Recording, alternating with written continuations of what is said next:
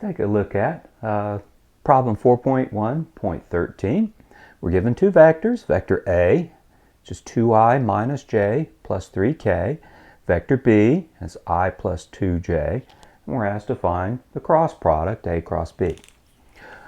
Recall, we can compute a cross product symbolically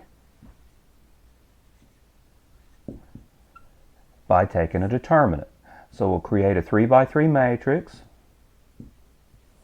with entries, I, j, k for the first row. Technically, matrices only have numbers as entries, but that's why I say symbolically compute. Then we'll take the components of A.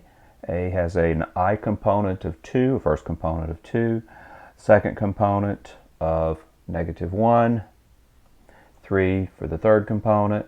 Here we've got 1, 2, 0 if we write vector B in terms of components.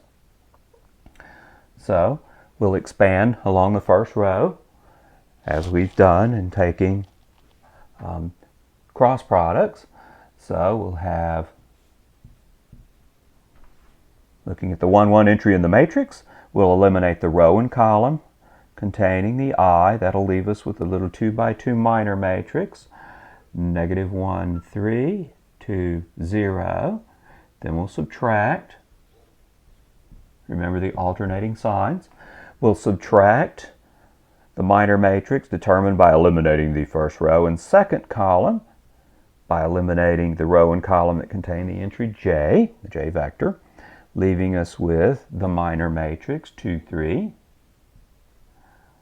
1, 0, and similarly we'll eliminate the first row and the third column, the entries containing the k vector, leaving us with the minor matrix 2, -1, 1, 2. Okay, so now we can find the components of the cross product just by taking the determinants of the 2 by 2. Let's do it in all the agonizing detail. So we'll do along the diagonal and then subtract along the back diagonal.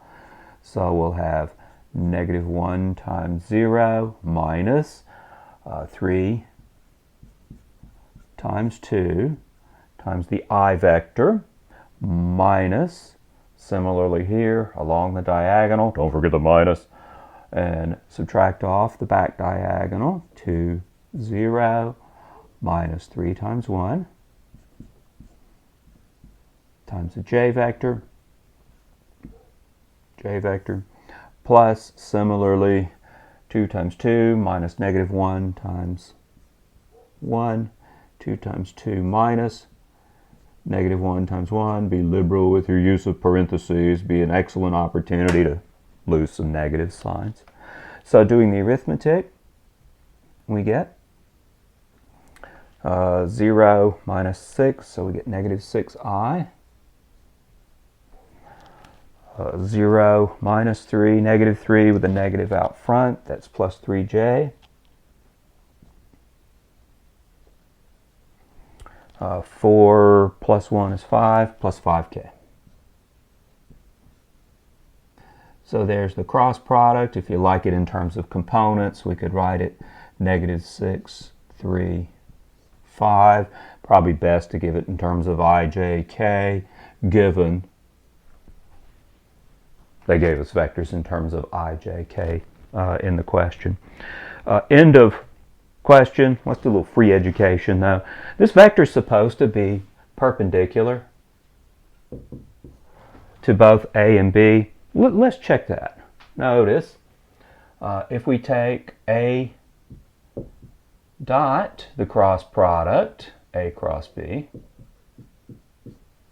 that would be the A matrix has components 2, -1, 3. If we'll dot that with A cross B with components -6, 3, 5. And if I messed up the arithmetic, this ought to reveal it. I ought to get 0 out because they're supposed to be orthogonal.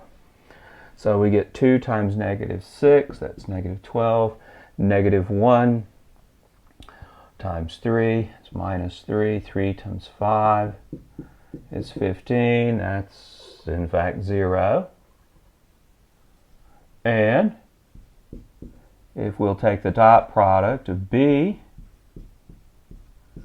with A cross B, it's supposed to be orthogonal as well. B has components 1, 2, 0. A cross B still has components negative 6, 3, 5. We'll do the dot product thing. Negative 6, 2 times 3 is 6. 0 times 5 is 0. Sure enough, we get 0. So, vector A is orthogonal to the cross product A cross B, and vector B is orthogonal to the cross product A cross B, since the dot products are 0. The associated dot products.